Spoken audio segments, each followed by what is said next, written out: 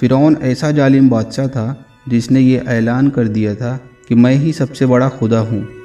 اس وقت حضرت موسیٰ علیہ السلام نبی تھے۔ فرعون اتنا ظالم بادشاہ تھا کہ اس نے حضرت موسیٰ علیہ السلام اور ان کی قوم بنی اسرائیل پر بہت ظلم کیے تھے۔ بنی اسرائیل کو فرعون نے اپنا غلام بنایا اور ان سے ایسے ایسے کام کراتا تھا جن میں ان کی جانیں بھی چلی جاتی۔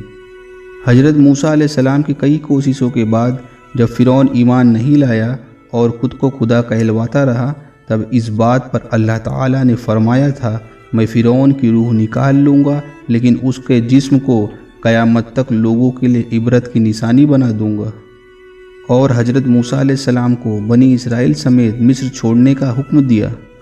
چنانچہ جب حضرت موسیٰ علیہ السلام بنی اسرائیل کو ساتھ لیے دریائے نیل پار کر رہے تھے، تبھی فرعون بھی اپنے لشکر کے ساتھ حضرت موسیٰ علیہ السلام کے پیچھے آ گیا۔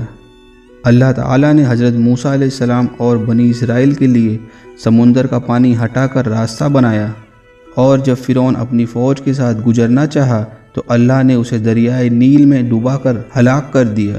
اور جب فرعون ڈوبنے لگا تو کہنے لگا کہ اس کے سوا کوئی معبود نہیں جس پر بنی اسرائیل ایمان لائے، اور اب میں بھی مسلمان ہوں۔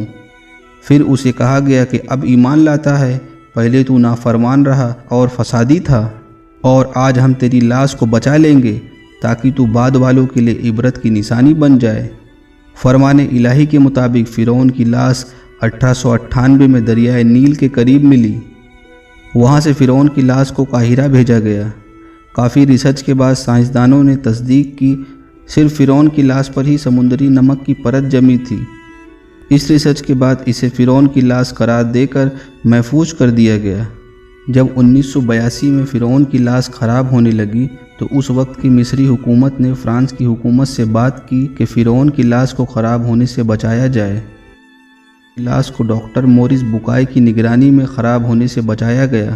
بعد میں فرعون کی لاش پر ڈاکٹر مورس بکائے نے کافی سالوں تک ریسرچ کیا اور قرآن شریف میں فرعون کے ذکر سن کر بہت متاثر ہوئے اور کلمہ پڑھ کر ایمان لائے۔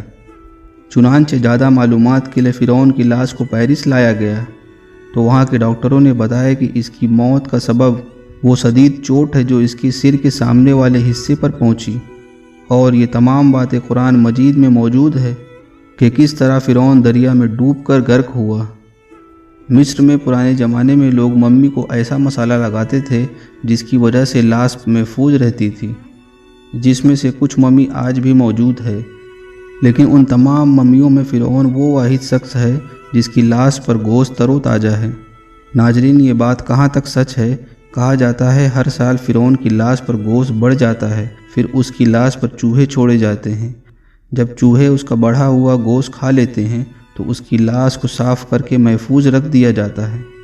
ناظرین، اللہ تعالیٰ نے فرعون کی لاش کو محفوظ کرنے کے لیے خاص اہتمام کیا تھا، جس کی وجہ سے فرعون کی لاش ہزاروں سالوں سے محفوظ رہی ہے اور 19ویں صدی میں دریائے نیل کے پاس ملی، اور یہ قیامت تک لوگوں کے لیے سامان عبرت رہے گی۔ میرے پیارے پیارے بھائیوں اور بہنوں، ہمیں اس بات سے سبق لینا چاہیے۔ اللہ تعالیٰ سے دعا ہے کہ اللہ ہم سب کو نیک عمل کرنے کی توفیق عطا فرمائے۔ ویڈیو کو اپنے رشتہ داروں میں شیئر کریں، ویڈیو کو لائک کریں، چینل کو سبسکرائب کریں، اپنا اور اپنوں کا خیال کریں۔